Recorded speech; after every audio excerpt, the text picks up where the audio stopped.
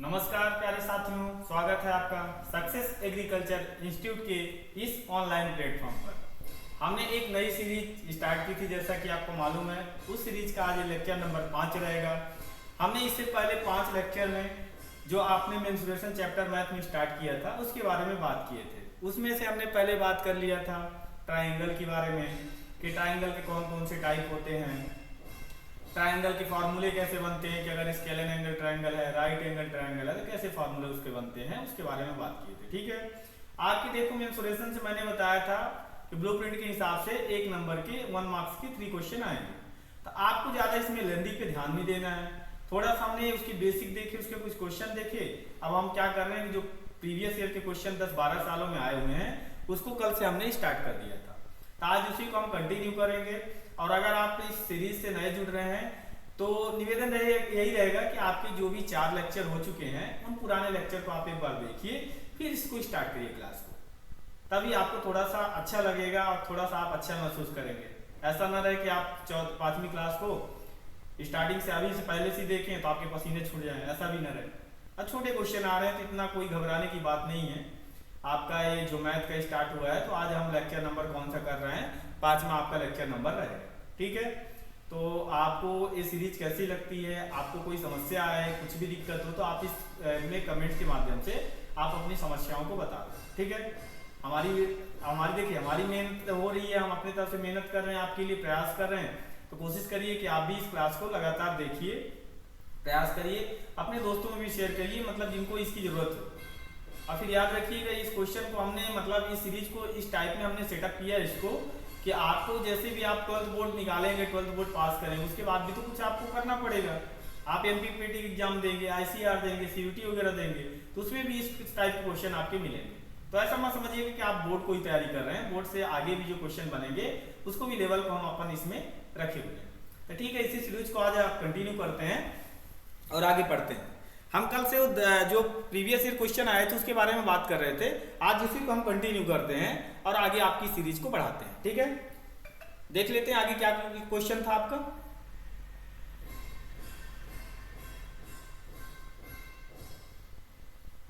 हमने जो पिछले 10 साल 12 साल, हम तो 10 साल मिनिमम बताएं, लेकिन 10 साल से पहले के भी क्वेश्चन कि पिछले 10 वर्षों में पूछे गए प्रश्न अपन कर रहे हैं। ठीक है, कल बहुत सारे क्वेश्चन किए थे, आज उसी क्वेश्चन को आगे देखते हैं, आगे कुछ करते हैं। देखिए इस टाइप का हमने क्वेश्चन कर लिया था, हमने मेंस्ट्रुएशन की डेफिनेशन वगैरह लिखे थे, फिर स्केलन एंगल ट्रायंगल क्या होता है उसके बारे में बात किए थे, आपका ये एक्यूट एंगल क्या होता है इसके बारे में बात किए थे, आपका right equilateral triangle and scalene angle triangle क्या होता है उसके बारे में बात किए थे, राइट एंगल ट्रायंगल क्या होता है इसके बारे में लगभग हमने बात कर लिया था। अब इसके बाद अगला जो रहेगा यहाँ से हम अपन बात करते हैं, ये आपकी 2014 और 2017 में आया क्वेश्चन है कि the formula for finding the area of an equilateral triangle is, मतलब आपका एक समबाहु त्रिभुज दिया है, पूछ रहा है कि समबाहु त्रिभुज के क्षेत्रफल निकालने का फार्मूला क्या होता है, सूत्र क्या होता है। तो हमने स्टार्टिंग से इस क्लास के इसीलिए बेसिक को किया था कि सभी के फॉर्मूले कैसे निकाले जाते हैं। मैंने आपको फॉर्मूले रटाने की कोशिश नहीं की है, आप पिछली क्लास देखिए, पिछला लेक्चर देखिए, मैं कहीं भी आपको फॉर्मूले रटाने की कोशिश नहीं किया हूं।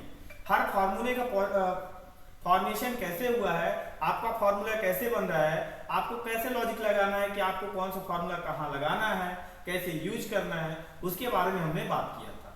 तो इसी को हम आगे बढ़ाते हैं और देखते हैं कि इसका क्या होगा, इसका आंसर अपन कैसे लिखेंगे। देखिए हमने उसके बेसिक कर लिए, सब कर लिया, अब अपन देख रहे हैं कि क्वेश्चन का आंसर अपन को देना कैसे है, कि जैसे एग्जामिनर आपके क्वेश्चन को पढ़े और सेटिस्फाइड हो जाए और आपको फुल नंबर दे दे। ठीक है, तो देख लेते हैं। जैसे कि बोला है कि समबाहु त्रिभुज है, पहले हम एक ट्रायंगल बनाते हैं, एक आपका ट्रायंगल बनाते हैं, इक्विलेटरल ट्रायंगल बनाते हैं।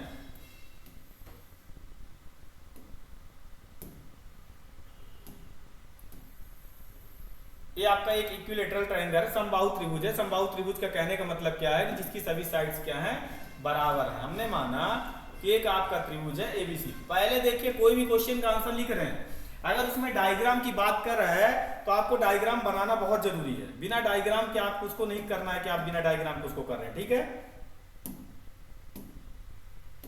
तो आपको डायग्राम इसमें बनाना पड़ेगा।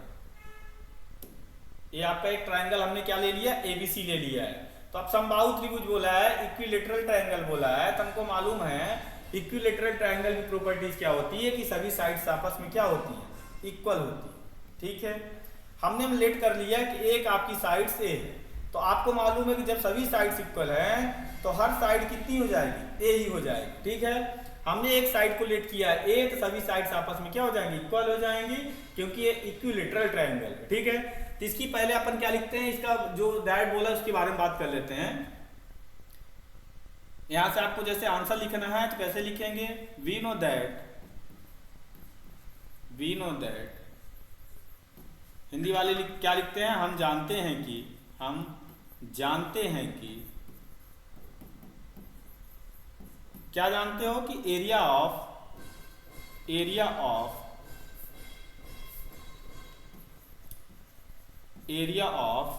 ठीक है, हम क्या जानते हैं कि एरिया ऑफ इक्विलेटरल ट्रायंगल, या तो हिंदी में इसको क्या लिख देते हैं, समबाहु त्रिभुज का क्षेत्रफल, समबाहु त्रिभुज का क्षेत्रफल। ज्यादा देखिए बड़ा भी नहीं लिखना अपन को आंसर, कि मतलब जितना नहीं पूछा है आप उसको उतना बड़ा, क्योंकि इसमें इसीलिए एग्जामिनर आपके उसमें बता देता है कितने बड़े में आपको अपना आंसर लिखना है। तो आपको ये ध्यान रखना है कि आप आंसर कितना बड़ा लिख रहे हैं, क्या पूछा है वही चीज लिख रहे हैं, कुछ और लिख दे रहे हैं। तब हमें इसमें कोई डेफिनेशन की बात किया ही नहीं था, हमने इसलिए इसमें डेफिनेशन नहीं लिखा, परिभाषा नहीं लिखे, डायरेक्ट हम क्या लिख दे रहे हैं, इसका क्षेत्रफल पूछा था तो क्षेत्रफल लिख दे रहे हैं। तो क्या जानते हैं क्षेत्रफल क्या होता है, हमने मान लिया कि जो एबीसी होता है उसका जो क्षेत्रफल होता है क्या होता है, √3/4 a²। क्या होता है, इक्विलेटरल ट्रायंगल का एरिया √3/4 a²। आगे नीचे क्या लिख देंगे, जहां ए क्या है, बराबर भुजाएं,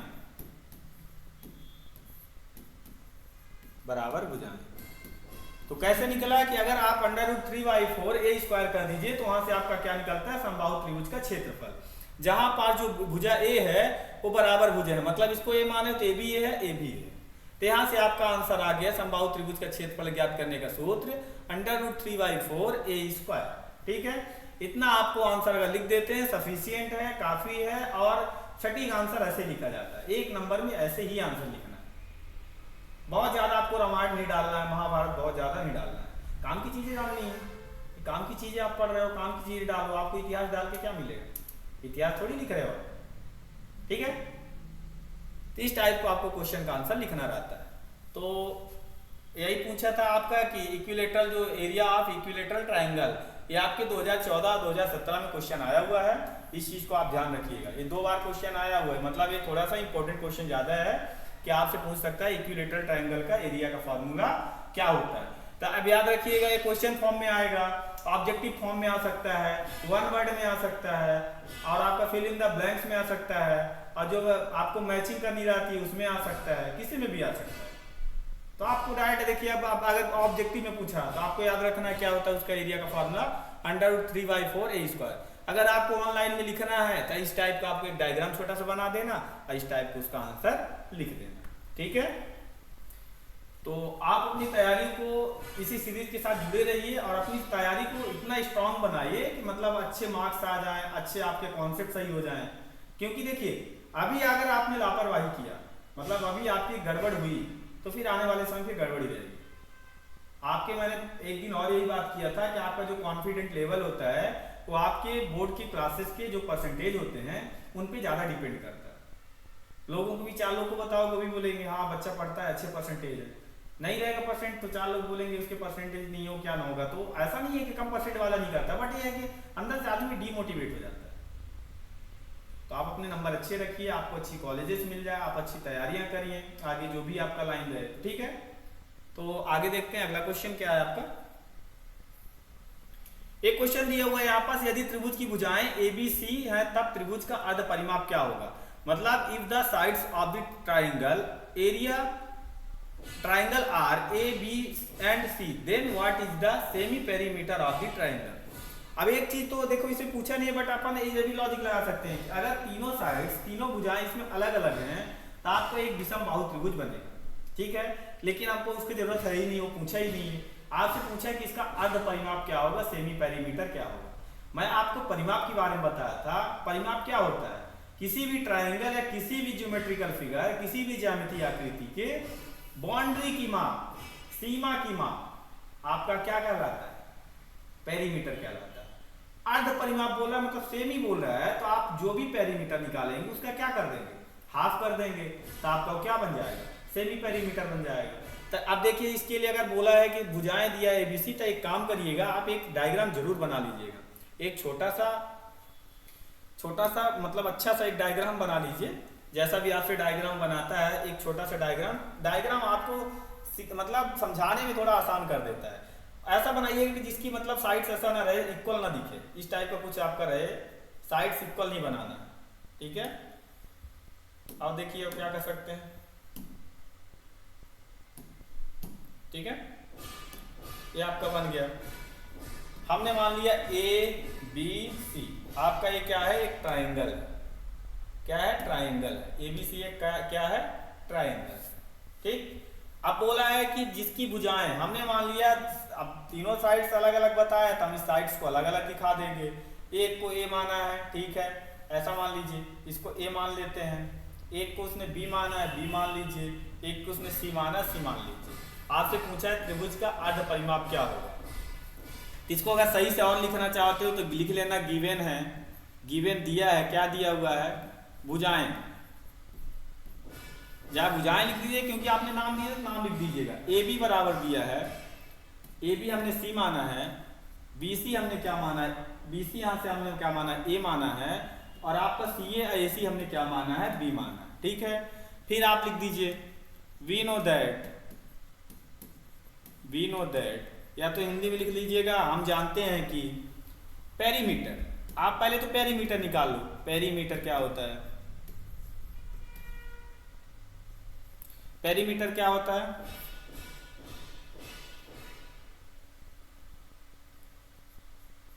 देखिए पेरीमीटर क्या होता है, हम पेरीमीटर कैसे निकालते थे? वी नो दैट पेरीमीटर कैसे निकालते? सभी साइड्स का सम कर दो, क्योंकि मैंने बताया बाउंड्री की माप ही क्या कहलाती है आपकी? पेरीमीटर कहलाती है, परिमाप कहलाता है। मतलब A B plus B C plus C A, मतलब सभी बाउंड्री को आप माप कर दो। कोई भी ज्योमेट्रिकल फिगर रहे, मैं इसी ट्राइंगल की बात नहीं करता हूँ, आप जो भी निकालना चाहते हैं, स्क्वायर निकाल रहे हैं आप, रेक्टेंगल निकाल रहे हैं आप, जो भी निकालना चाह रहे हैं, सभी के लिए पेरीमीटर का एक ही फॉर्मूला होता है कि जो भी बाउंड्री दी हुई है उस बाउंड्री की माप निकाल लो आप, वही आपका क्या निकलेगा? पेरीमीटर है, परिमाप, ठीक है। तो हम देखिए हमने माना ए बी कितना है, इसको लिख दीजिए यहाँ पर, ए बी सी माना है, ठीक है।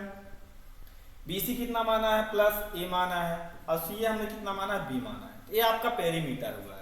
अब आप जानते हैं सेमी पेरीमीटर क्या होता है? सेमी पेरीमीटर क्या होता है? देखिए सेमी पेरीमीटर, इसको हिंदी में बोलते हैं अर्ध परिमाप। मतलब आप परिमाप का क्या कर दो? आधा कर दो।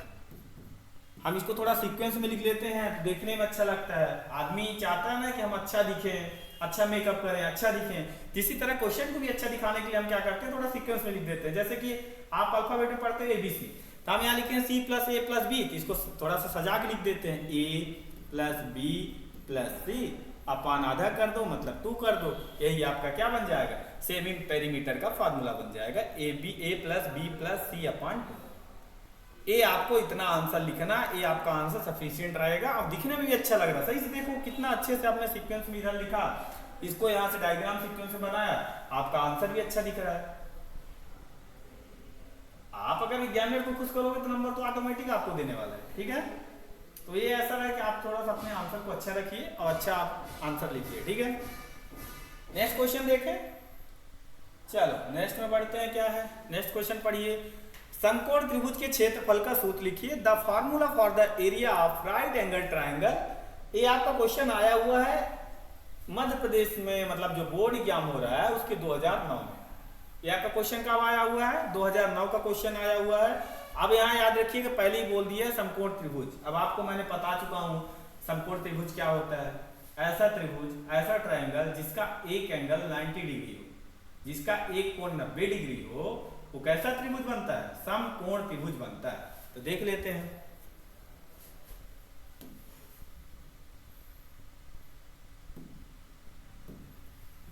ये अपना अच्छा सा एक डायग्राम अच्छा से बनाते हैं, थोड़ा सा अच्छा लगे। अच्छा इसलिए बनाना है क्योंकि आज दुनिया भी अच्छा ही खोजती है, तो आपको भी अपने आंसर को अच्छा रखना है क्योंकि एग्जामिनर भी अच्छा ही खोजेगा। तो अच्छा दिखाने के लिए आप क्या करते हो, मेकअप करते हो। तो आप अपने भी क्वेश्चन का, आप अपने भी आंसर का क्या करेंगे, मेकअप करेंगे, तो आपका आंसर भी क्या रहे, अच्छा लगे। ठीक है, अट्रैक्टिव हो, आकर्षित हो, थोड़ा सा मतलब आकर्षण उसमें हो। अब पता चला आपने पेन से ही डायग्राम बनाया, जो मन किया वही लिख के चले आए, तो एग्जामिनर भी देखेगा क्या कर रहा है, कोई मतलब नहीं, पसंद ही नहीं किया, साफ कर देगा, 0 में 0। ठीक है, तो थोड़ा सा अच्छा क्वेश्चन को लिखने की कोशिश करिए। अब यहाँ से आपको बोला था समकोण त्रिभुज, हमने क्या कर दिया, एक ऐसा राइट एंगल ट्रायंगल बनाने की कोशिश की है। यहाँ से एक आपका मैंने क्या किया, राइट एंगल ट्रायंगल बनाया है। जैसे कि यहाँ पास क्या है, हमने माना ए कलर दिख रहा है, बी सी, ठीक है, शो हो रहा है कलर,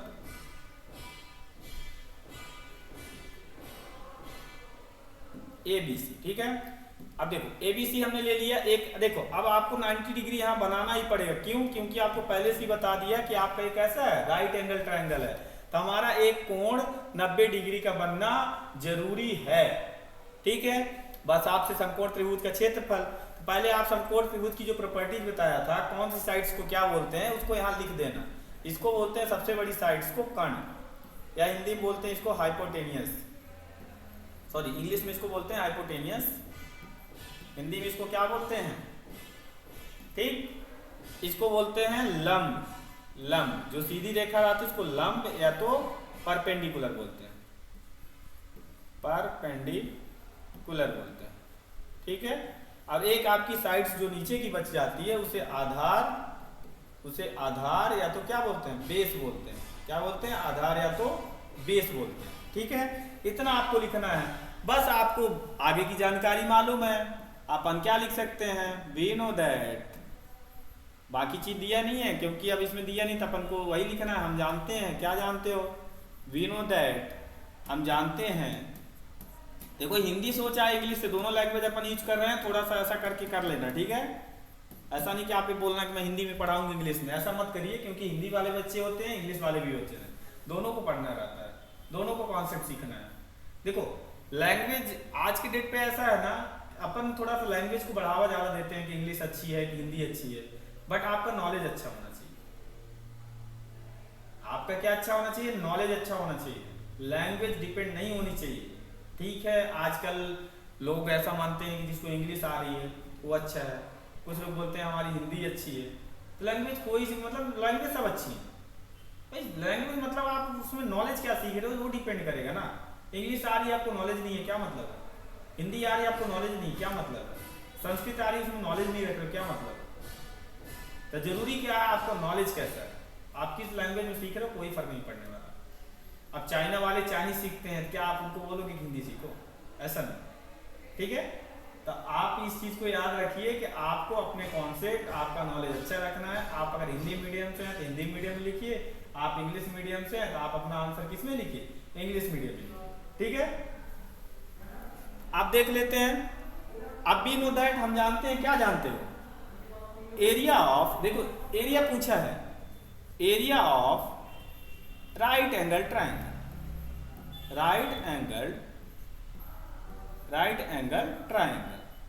ठीक है, हिंदी वाले क्या लिख सकते हैं इसको, क्षेत्रफल किसका, समकोण त्रिभुज का क्षेत्रफल। बस मैंने फॉर्मूला इसको बताया था, समकोण त्रिभुज का क्षेत्रफल।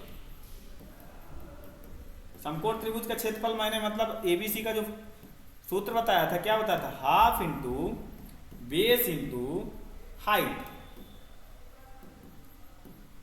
बेस मतलब यही आधार, हाइट मतलब जिसको हमने परपेंडिकुलर लंब बोला है, वो आपकी हाइट भी है, वो आपकी लेंथ भी है, वो आपका परपेंडिकुलर भी है। हिंदी वाले इसको क्या लिख सकते हैं, 1/2 गुणे आधार गुणे ऊंचाई। ठीक है, ये आपका परफेक्ट कंप्लीट इस टाइप का आंसर बनता है, इस टाइप को आपको आंसर लिखना है। ठीक है, देखिए आप सही से देखिए, कितना देखने में भी अच्छा लग रहा है। आपने डायग्राम बना दिया तो आपको ये भी समझ में आ जा रहा है कि क्या चीज क्या बता रहा है। अब मैं डायरेक्ट लिख देता 1/2 आधार गुणे ऊंचाई, तो आपको पता ही नहीं चलता कि समकोण त्रिभुज बनता कैसे है। तो पहले तो आप एक समकोण त्रिभुज तो बनाइए कि राइट एंगल ट्रायंगल दिखता है कैसा है, उसका कौन सा एंगल 90 डिग्री होता है। इस टाइप को आपको बना के अपना आंसर लिखना। ठीक है, आगे बढ़े। ये आपके मध्य प्रदेश 2009 में जो आपका बोर्ड एग्जाम था उसमें क्वेश्चन आया हुआ है। तो देखिए क्वेश्चन आपके इसमें रिपीट होते हैं, ये भी जरूरी है, क्वेश्चन इसमें रिपीट होते हैं। एक नंबर में क्वेश्चन आपको ज्यादा लेंथी नहीं पूछेगा, क्योंकि इस चैप्टर से आपके तीन नंबर के मतलब 3 मार्क्स के 1 मार्क्स के 3 क्वेश्चन आ रहे हैं, तो अब मतलब 3 मार्क्स के आ रहे हैं, तो आपको छोटे क्वेश्चन देखना है। आज हम ये ट्राइंगल का कॉन्सेप्ट लगभग कंप्लीट कर देंगे, जो कि प्री वाई क्यों मैंने बोला था वो भी मैं करा दे रहा हूँ आज। उसके बाद अगली क्लास से अपन कोशिश करेंगे अगला जो भी आपका रहेगा क्वाड्रिलेटरल के बारे में पढ़ेंगे, चतुर्भुज में स्क्वायर क्या होता है, रेक्टेंगल क्या होता है, रोम्बस क्या होता है, ठीक है, ट्रेपेजियम क्या होता है, मतलब समलंब त्रिभुज क्या होता है, समचतुर्भुज क्या होता है, समांतर चतुर्भुज क्या होता है, इसके बारे में कल से स्टार्ट करेंगे।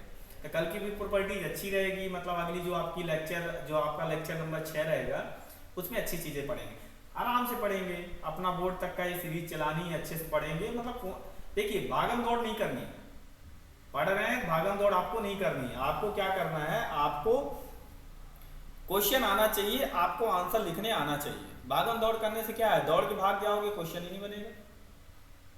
ठीक है, तो क्वेश्चन को आपको पकड़ के चलना है, क्वेश्चन को सही से करना है। नेक्स्ट क्वेश्चन देख लेते हैं।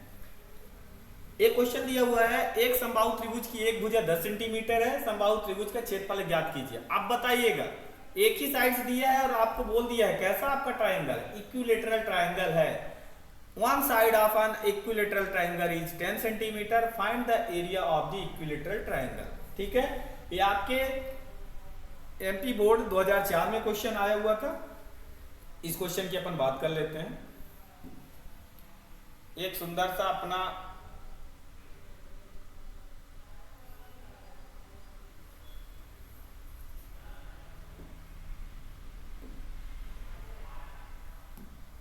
ठीक है, एक अपना सुंदर सा यहाँ पास डायग्राम बनाना है।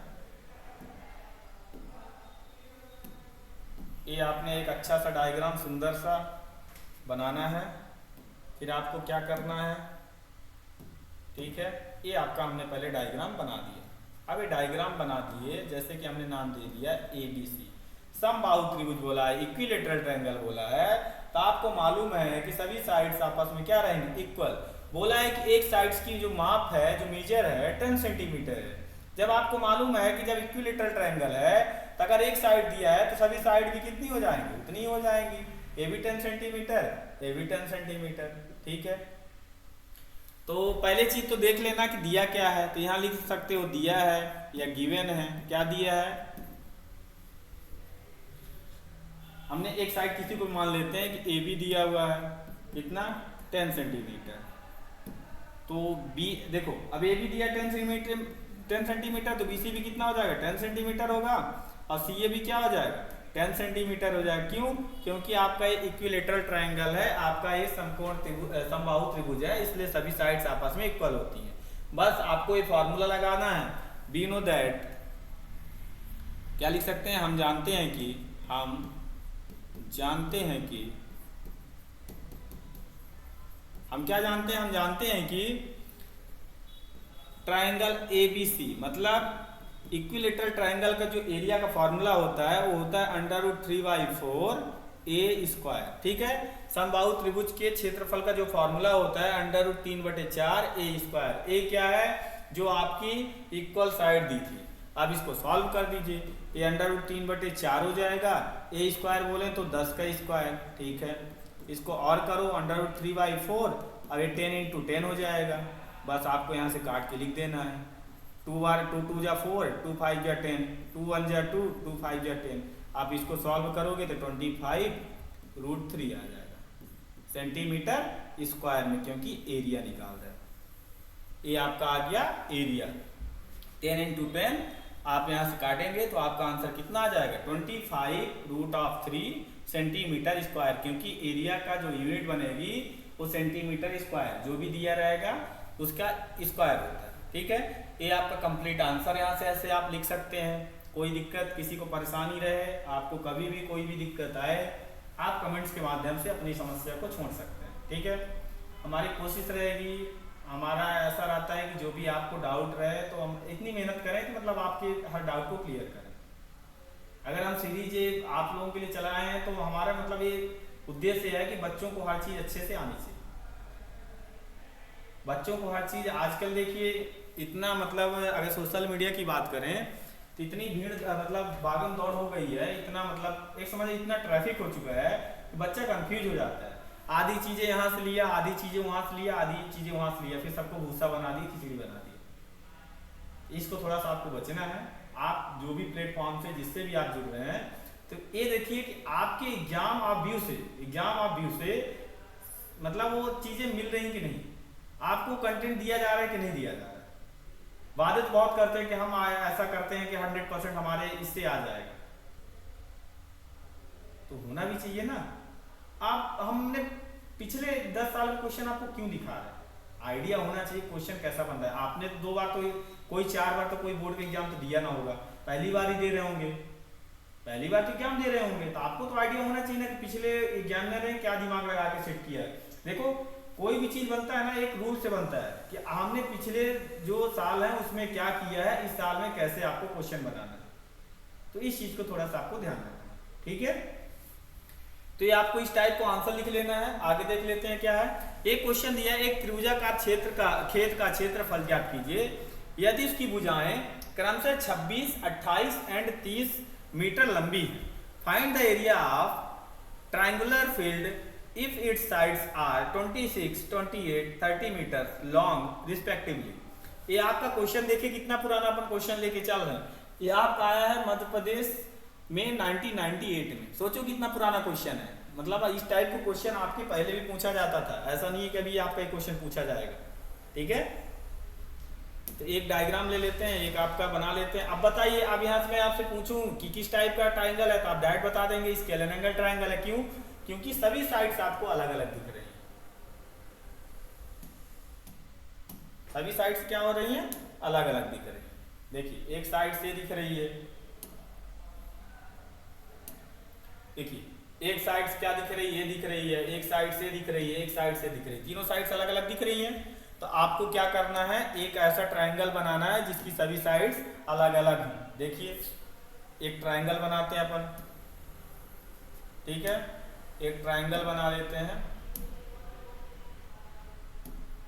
ठीक है। ये आपका एक ट्रायंगल बन गया ABC। ये जो मैं लकीर दिखाता हूँ, एक लकीर, दो लकीर, एक तीन लकीर, ये पता है क्या दिखाता है? ये बताता है कि ये सभी साइड्स क्या हैं, इक्वल नहीं है। तो हमने मान लिया कि उसकी एक भुजा कितनी है, यहाँ ये वाली इसको मान लिया 26 मीटर में दिया है, मीटर लिखना, ठीक है। एक को हमने मान लिया 28 मीटर, ठीक है। एक को हमने मान लिया 30 मीटर, ठीक है। आपसे बस एरिया पूछा है, तो पहले आपको क्या लिखना है, जो दिया हुआ है गिवन है, गिवन क्या है पहले उसको लिख दो।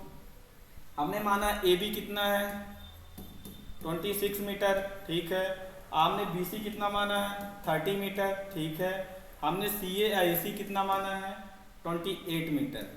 आप जिससे डिनोट किए हैं उसको लिख दीजिए। बस हम जानते हैं कि वी नो दैट क्या जानते हैं कि विषम बाहु त्रिभुज का क्षेत्रफल। अब देखिए यहाँ पास ध्यान रखिए, अब आपको यहाँ पास एरिया निकालना है। तो मैंने विषम बाहु त्रिभुज या स्केलर एंगल ट्रायंगल के लिए आपको जो फॉर्मूला बताया था, हेरोन्स फॉर्मूला बताया था, उसके लिए पहले सेमी पेरीमीटर निकालना पड़ता था, अर्ध परिमाप निकालना रहता था। तभी तो एस की वैल्यू निकालोगे और फॉर्मूला लगाओगे। पहले हम क्या निकालेंगे, अर्ध परिमाप। अर्ध परिमाप बोले तो किसका आधा,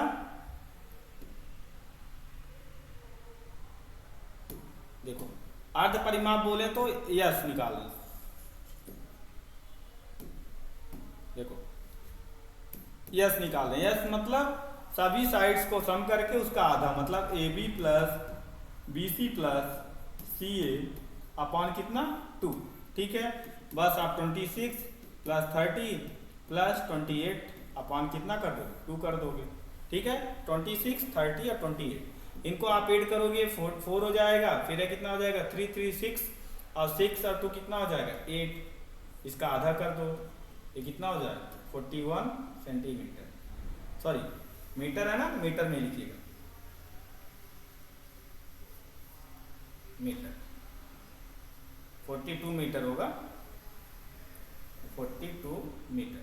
ठीक है, देखिए हमने क्या किया, सभी को साइड्स को सम किया। 6 + 0 और 8 कितना हो जाएगा, 4, 1 कैरी बचा, 2 3 हो जाएगा, 3 3 6, 6 और 2 8, और 84/2 करेंगे तो कितना हो जाएगा 42 मीटर। स्मॉल एस की वैल्यू या एस की वैल्यू आ गई। ठीक है, अब आपका काम बन गया। हम जानते हैं, क्या जानते हो, विषम बाहु त्रिभुज का क्षेत्रफल, विषम बाहु त्रिभुज का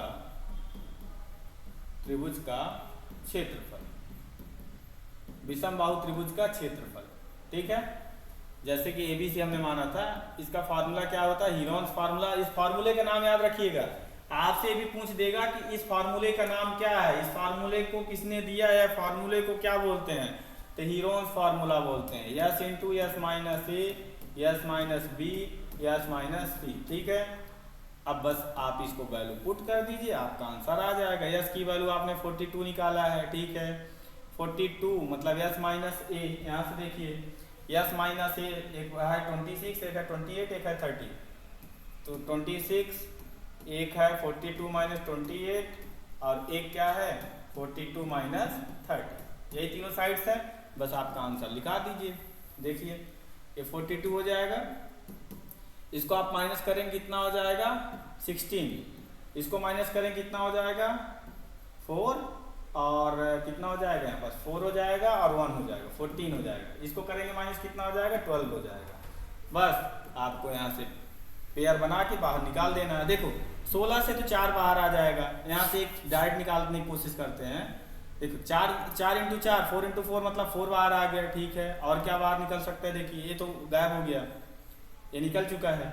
अब यहाँ से देखिए और क्या निकलेगा, यहाँ लिखो, देखो इसको क्या लिख सकते हो, इसको लिख सकते हो 42 को 14 × 3, तो एक 14 है एक 14 है, तो यहाँ से 14 भी निकल गया। ठीक है, अब यहाँ 3 बचा हुआ है, और ध्यान दीजिएगा ये निकल गया, यहाँ से 3 बचा, यहाँ से देखो इसको क्या लिख सकते हो 12 को 3 × 4, तो एक 3 भी निकल गया, देखो 3 भी निकल गया। ठीक है, अब यहाँ से 4 से 2 भी निकल गया, मतलब अंदर कुछ नहीं बचा।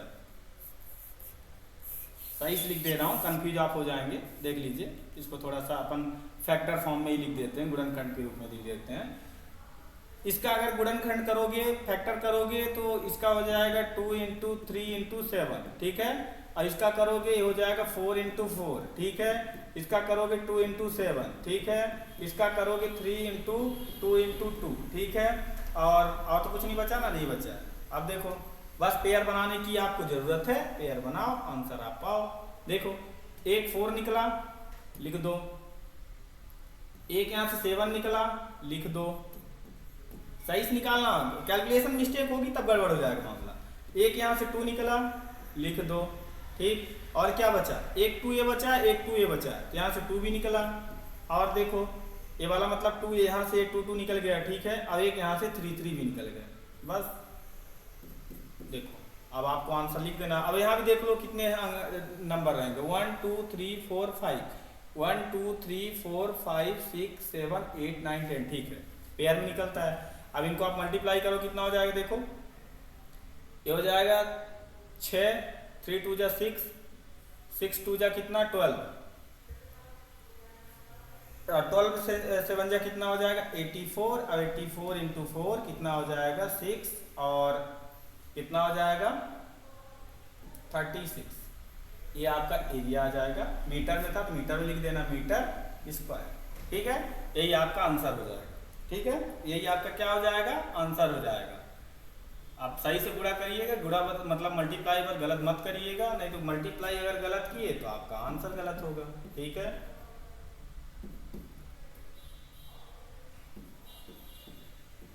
ठीक है, आपका यही मल्टीप्लाई में आएगा। तो इस टाइप को आपको अपना आंसर लिखना रहेगा, इस टाइप का आपको अपना आंसर लिखना रहेगा। ध्यान दीजिएगा, 1 मिनट।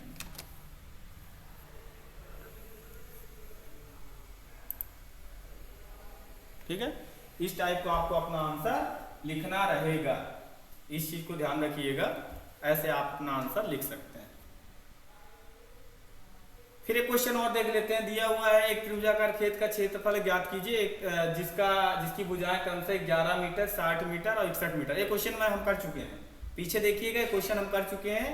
ये आपका आया है 1999 और 2005 में, 2 बार आ चुका है। एमपी बोर्ड के जो पेपर होते हैं उसमें आ चुका है, इस क्वेश्चन को कर चुके हैं। ठीक है, नहीं तो एक बार मैं इसको करा ही देता हूँ। चलिए देख लेते हैं, हर चीज आपको चाहिए तो ले लीजिए। ठीक है, अब देखिए सभी साइड्स अलग दिख रही है। यहाँ पास एक पहले डायग्राम बना ही लेते हैं। यहाँ पास आप एक चीज देखिए कि सभी साइड्स क्या दिख रही हैं, अलग अलग दिख रही हैं। सभी साइड्स कैसी दिख रही हैं, अलग अलग दिख रही हैं। ए बी सी, ठीक है, ए बी सी। यहाँ एक दिया है, एक साइड आपके 11 मीटर है, एक 60 मीटर है, एक 61 मीटर है। कभी ऐसे दे दे आप पूछ दे कि किस टाइप का ट्राइंगल है, तो विषम बाहु त्रिभुज है, तो स्केलर एंगल ट्राइंगल है जिसकी सभी साइड्स आपस में इक्वल नहीं है। ठीक है, तो हमने एक को मान लिया 11 है, 11 अब मीटर यूनिट लिखना, मीटर है, 60 मीटर है, और एक क्या दिया हुआ है 61 मीटर। ठीक है, बस पहले आप लिख दीजिए क्या गिवन है। गिवन क्या है, गिवन क्या दिया है देखिए, ए बी हमने माना है कितना 11 मीटर, बी सी हमने कितना माना है 61 मीटर, और हमने ए सी या सी ए कितना माना हुआ है 60 मीटर। ठीक है, बस आपको फार्मूला डायरेक्ट आपको यहाँ से क्षेत्रफल निकालना है, बाकी चीजें कुछ नहीं निकालनी है, क्षेत्रफल निकालना हुआ है। तो क्षेत्रफल आपको मालूम है कि जब सभी साइड्स आपस में अलग अलग हैं, उसके लिए पहले आपको सेमी पेरीमीटर निकालना पड़ेगा। क्या निकालना पड़ेगा, semi perimeter. Perimeter, semi perimeter निकालिए। सेमी पेरीमीटर मतलब यस इक्वल टू क्या है, अब आपको मालूम है A B plus B C plus C A, सभी साइड्स को ऐड कर दो, उसका हाफ कर दो, बस 11 61 प्लस 60 अपॉन 2। इसको सॉल्व करोगे 2 हो जाएगा, अभी कितना हो जाएगा 6 6 12 113, और 13 ये हो जाएगा अपॉन 2। इसको करोगे तो हो जाएगा कितना, कितना हो जाएगा, देखो ये 6 हो जाएगा और यहाँ भी 6 हो जाएगा। ये आपका होगा सेमी पेरीमीटर, ये मीटर में लिखना है। ये आपको हो जाएगा 66 मीटर। यस की वैल्यू आ गई, बस फार्मूला लगा दो। क्या जानते हो, हम जानते हैं कि विषम बाहु त्रिभुज का क्षेत्रफल, विषम बाहु त्रिभुज का क्षेत्र। अब काम आपका आसान हो गया है, बस आपको फार्मूला हीरोन फार्मूला लिख देना है, यस इंटू यस माइनस ए, यस माइनस बी और यस माइनस सी। ठीक, बस आपने सब वैल्यू निकाला है, पुट करते जाओ।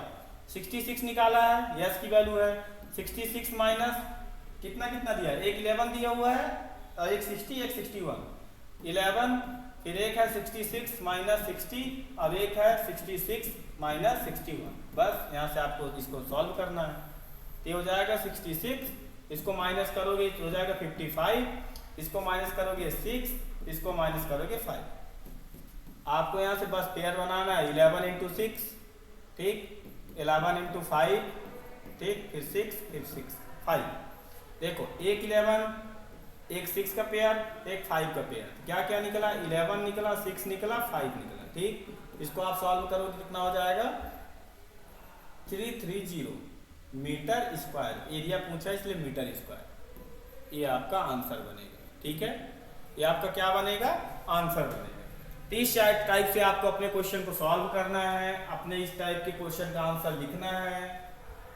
ठीक है, आप ऐसा भी ना लिखिए कि ज्यादा ही शॉर्ट लिख दीजिए, ज्यादा ही लेंथी लिख दीजिए। आपको याद रखना है एग्जामिनर अगर आपको बोला इतने वर्ड में लिखना है तो लिमिटेड वर्ड लगभग उतना ही करना है, थोड़े बहुत आगे पीछे होते हैं उससे दिक्कत नहीं होती है। ठीक है, तो इतनी अगर मेहनत के साथ अपन कर रहे हैं तो आप भी अपनी मेहनत को जारी रखिए, अपने क्वेश्चन को करिए। देखिए अगर मेहनत नहीं रहेगी तो फिर आपका काम नहीं बनने वाला। हर चीज आपको, देखो भोजन आपको पका पकाया मिल जाए, सुनिएगा, भोजन अगर आपको पकाया पकाया मिल जाए लेकिन खाना तो आप ही को पड़ेगा ना, मुंह तो आप ही को चलाना पड़ेगा, तभी तो खाएंगे। तो कहने का मतलब अगर आपको सब चीजें मिल जा रही तो पढ़ना तो आप ही को है। मटेरियल की तो आज कमी नहीं है, मटेरियल कैसा चाहिए, मतलब आपको कितना समझ में आ रहा है, किस टाइप का आपको मटेरियल सही रहेगा वो जरूरी है।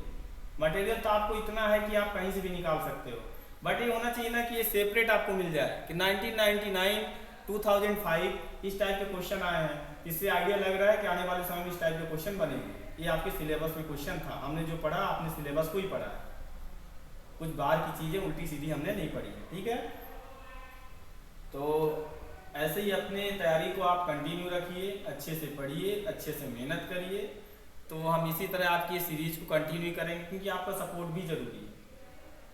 सपोर्ट भी जरूरी है, तभी तो हम, अगर बच्चे जुड़ रहे हैं तभी तो हमको पता चलेगा कि हमारा पढ़ाया हुआ अच्छा है, बच्चे हमसे जुड़ रहे हैं। इस कंटिन्यू सीरीज को अपन अच्छे से और आगे बढ़ाते हैं, ठीक है। तो थोड़ा सा इसको ध्यान रखिए, इस सीरीज के साथ अच्छे से जुड़िए। जहाँ भी आपको कभी डाउट रहे, कुछ भी दिक्कत हो, आप कमेंट्स के माध्यम से अपने क्वेश्चन को पूछें।